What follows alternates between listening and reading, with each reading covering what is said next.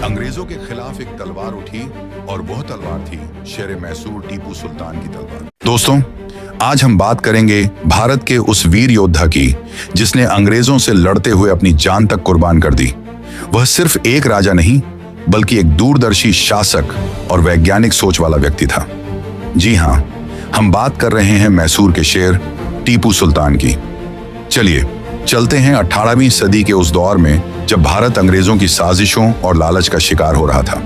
जन्म और प्रारंभिक जीवन। टीपू सुल्तान का जन्म 20 नवंबर 1751 को देवनहल्ली, आज का बेंगलुरु के पास में हुआ।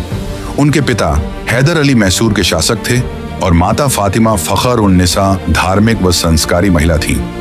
बचपन से ही टीपू में बहादुरी और तेज बुद्धि के लक्षण दिखाई देने लगे। उन्हें अरबी, फारसी, कन्नड़ और उर्दू भाषाओं की शिक्षा मिली। साथ ही तलवारबाजी, घुड़सवारी और युद्ध कला में महारत हासिल की।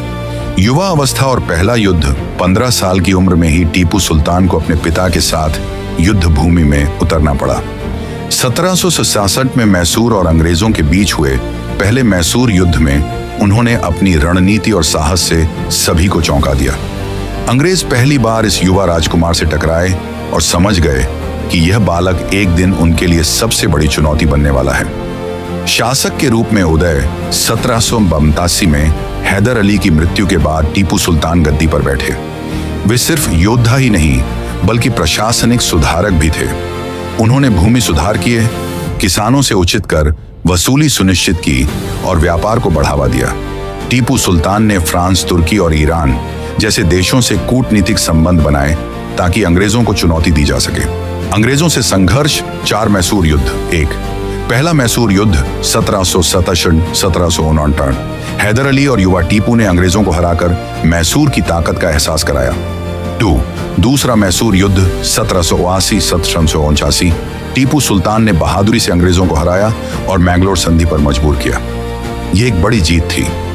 3 तीसरा मैसूर युद्ध 1790-1792।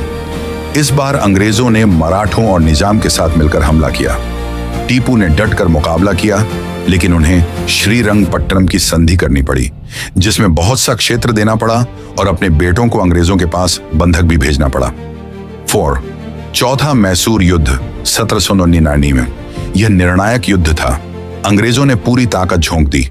श्रीरंगपट्टनम की घेराबंदी हुई और अंततः 4 मई 1799 को टीपू सुल्तान युद्ध भूमि पर शहीद हो गए। सैन्य नवाचार और तकनीक। टीपू सुल्तान भारत के पहले शासक थे जिन्होंने रॉकेट टेक्नोलॉजी का बड़े पैमाने पर इस्तेमाल किया। उनकी सेना में टाइगर ब्रांड कैनन और रॉकेट थे, जो अंग्रेजों के लिए हैरानी की बात थी। इसी कारण उन्हें भारत का पहला रॉकेट मैन भी कहा जाता है। उनका शासन और सुधार। टीपू ने नई फसलें जैसे कि रेशम, गन्ना और कॉफी को बढ़ावा दिया। व्यापार के लिए नई नीतियां बनाई और विदेशी बाजारों से संबंध स्थापित किए। उन्होंने मुद्रा प्रणाली को भी सुधार किया और सोने चांदी के नए सिक्के जारी किए। उनके शासन में मैसूर एक शक्तिशाली और समृद्ध राज्य बना।